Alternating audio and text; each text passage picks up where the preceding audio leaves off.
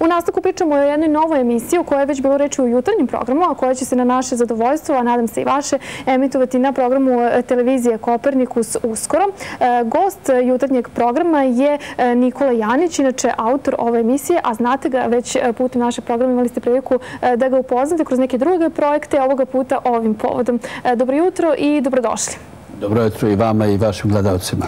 Mi smo već, ako se sećate, putem našeg programa najavili gledalcima da će ova emisija naći svoje mesto u našoj programskoj šemi i naravno mi se nadamo da će to biti skoro. Dok ne budemo znali tačne datume, možda nekako možemo malo da pričamo o tome kako će emisija izgledati i šta će ona zapravo obuhvatiti. Mi smo pomenuli to prošli put i emisiju smo najavljivali. Međutim, ja moram vam da kažem da bi gledalci znali tačno kako stvari stoje. Ja moram malo se podmladim, dozvolio sam ili mora dozvolim da mi iduće nedelje poprave malo srce i čim mi bude bolje mi ćemo krenuti sa time. Pa emisija će biti ono što smo i govorili i što je potpuno jasno. Mi smo jedan narod čija jedna polovina živi u Matici, druga polovina živi van granica Matice.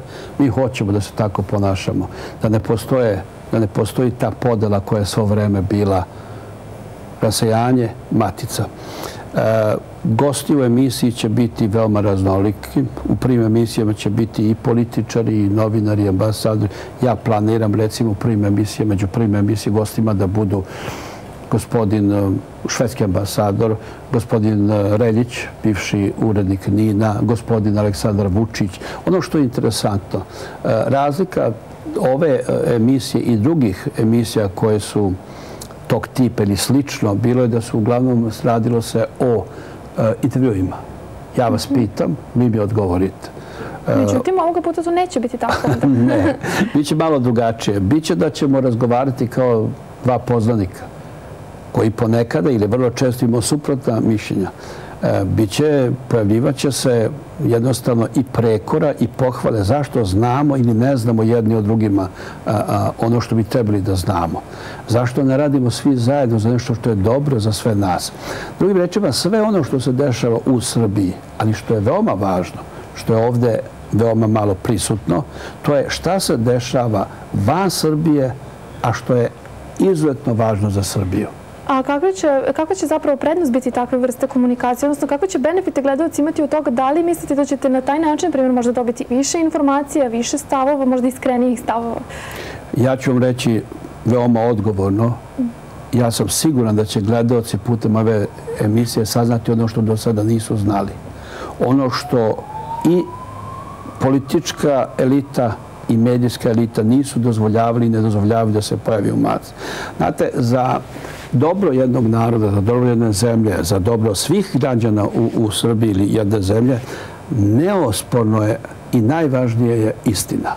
Mi moramo da znamo svu istinu da bi nešto mogli da uradimo. A ako je javnost informisana o nečemu modifikovano, netačno ili ciljno osmišljeno onako kako bi trebalo se plasira to u javnost, javnost tako reaguje. Prednost ove emisije će biti da, što sam pomenuo, imat ćemo različite goste, iznosit ćemo dokumente, iznosit ćemo izveštaje, pokazat ćemo gledalcima ono što je bilo sakriveno do sada. U čemu je razlika od ranijih? Ja sam vrlo često u medijima u Srbiji kritikovao i političku elitu i medija. Ovdje neće biti toliko kritike koliko će biti činjeničnih razgovora i na neki način i dogovora šta možemo da uradimo što je bolje za sve nas. A koliko će se čuti glas naroda u celoj toj priči? Ja odmah mogu da kažem da već sada, da bi bio veoma zahvalan svim gledalcima koji hoće, oni mogu da šalju mail već sada na ovde a tamo @gmail.com sa njihovim predlozima. Gledalci će moći također da dođu u ovu emisiju da i oni govore. Znate, jedan narod ne čine samo politička elita, jedan narod ne čine samo mediji, jedan narod ne čine samo oni koji su poznati. Jedan narod čini jedan zemljoradnik koji radi od ujutru do uveče na svojoj njivi i onaj koji čisti ulice kojima mi prolazimo da ne bi prljali cipele. Mi ćemo da čujemo sve te ljude vremena u tim emisijama, a istovremeno ćemo raditi jedna odgovorna upoređivanja sa sličnim slojem građana u jednoj zemlji, u zemljama zapadne Evrope, znači Evropske unije. Da vidimo isto tako da li je sve to tačno kako se govori o Evropskoj uniji. U toj emisiji će biti i predstavnici iz Evropske unije koji će govoriti gdje ćemo mi koji živimo u rasejanju da i postavimo pitanje i da tražimo odgovor, direktan odgovor. Zašto je vrednovanje demokratskih i ljudskih prava u njihovim zemljama drugačije nego u Srbiji? Zašto neko misli da je u redu, recimo, kao što je gospodin Čedomir Jovanović, čuo sam po pitanju ovoga zakona o restituciji, rekao, predlaže da jedna delegacija Skupštine Republike Srbije ode da razgovara sa delegacijom parlamenta u Mađarskoj. Nema veze da je to Mađarska, neka bude Tunizija, neka bude bilo šta. Ali kako može jednom srpskom političaru padne na pamet da on predlaže da naša delegacija ide da razgovara sa drugim zemljama kakvi će zakoni naša zemlja da budu? To su one stvari koje naše medije, koje nedostaju u našim medijima, to su one stvari koje nedostaju u našoj javnosti. Na kraju krajeva, ono što ja smatram veoma važno, ja neću sebi da dozvolim da ja ne pripadam nijednoj stranci i sebi neću kao voditelj, kao autor, neću dozvolim da držim nečiju stranu. Svi će se čuju. A kad smo kod naroda, tako da kažem, evo ja isto pozivam gledalce da vam se jave putem maila ovdje, a tamo @gmail.com. Šta je ono što ćete tačno od njih očekivati da urade? Da li su to pitanja ili predlozi ili šta ćete konkretno očekivati od... Očekivaću da kao građani Srbije, bez obzira da li živeli u Srbiji ili izvan Srbije, napišu šta im je na srcu, šta im je na srcu, šta im je u mozgu, kakva razmišljenja imaju o svojoj zemlji, da daju predloge, da se požale. Znate, ponekada, ja kažem, ako čovjek da 100 predloga i 99 su idiotski predlozi, neprihvatljivi, ja recimo, meni uopšte nije strano da govorimo o nečemu i onom momentu što mi dođe u mislu da kažem tako i tako, tako. Ali uvek se pravi jedna selekcija. Znači, od 99 loših predloga, ako 100 dođe koji je izuzetno dobar za naše građane, za našu zemlju, onda je to odlično. Znači, treba se ponašati kako je. Kako su u svojoj porodici, tako treba se ponašati i u odnosu na ovu emisiju. Oni treba ovde, a tamo da shvate kao da je njihov glas. Treba da shvate da mi hoćemo, da mi zaista hoćemo da otvorimo, ja sam zahvalan Kopernikusu da ima tu hrabrost, da počnemo da govorimo otvoreno o nama. I tamo i ovde, i da to što sam rekao na samom početku, to deljenje, mi tamo, vi ovamo, vremena ne postave. Da ova emisija koja se sada zove ovde, a tamo, kada bude emitovana zadnja emisija, da kaže hvala vam, završavamo emisiju mi zajedno. Bez obzira gde. Da li možete otprilike da nam definišete neke teme koje će se možda naći u okviru emisije? Mislim, znamo što je generalna tema, ali u kom pravcu će to ići? Naravno, to će biti aktualne teme. Evo, ja ću da vam jedan primer. Sada u nedelju gledao sam Utisak nedelje. Da je voditelj te emisije doslovce rekla u vezi izjave ovog gospodina Konuzina da se Rusija ponaša kao okupatorska sila u Srbiji. I na 2 pitanja ti da kaže šta je to gospodin Konuzin rekao da bi ona mogla da okarakteriše to kao da Rusija okupira Srbiju, ona je ćutala. Razgovarat ćemo o tome. Ko daje pravo jednom voditelju, samo zato što je voditelj, da kaže takvu jednu stvar, a da ne da podlogu za to što je rečeno. To je jedno. Drugo što je isto, što ste vi postavili pitanje, ona aktuelna pitanja koja su za sve nas važna, o tome ćemo govoriti. I upoređivat ćemo, pošto je u ovoj našoj matici je godinama Evropa nema alternativu. Upoređivat ćemo sa Evropom. Upoređivat ćemo sa onim zemljama iz okruženja koje su ušle u Evropsku uniju. Upoređivat ćemo sa zemljama iz okruženja, recimo Hrvatska. Da li je Hrvatska mnogo demokratskija zemlja nego Srbija? Da li je Srbija uopšte demokratska? Ali što je najvažnije, da li je Švedska? Da li je Engleska? Takva demokratija kakvi su bili pre 10 ili 15 godina. A kakva je trenutna situacija, šta biste vi rekli, šta je vaš utisak, koliko mi kao pripadnici srpskog naroda volimo svoj narod, ono što je možda još najvažnije, na koji način ga volimo i u tom smislu koliko mislimo na one koji možda nisu u granicama Srbije, nego su upravo u dijaspori i evo da se izrazimo onako kroz neku sentimentalnu terminologiju koliko oni misle na nas.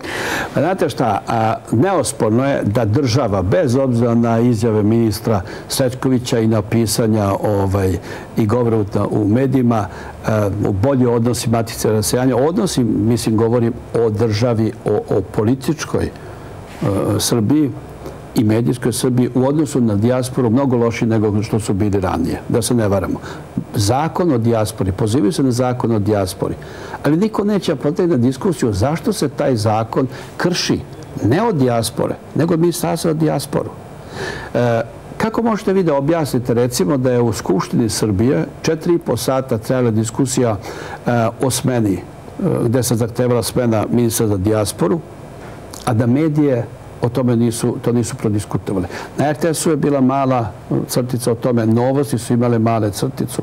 Što je najinteresantnije, novine koje izlaze u Frankfurtu, Vesti, koje se smatruju kao primarni izvor informacija za dijasporu, one o tome nisu objavile ništa.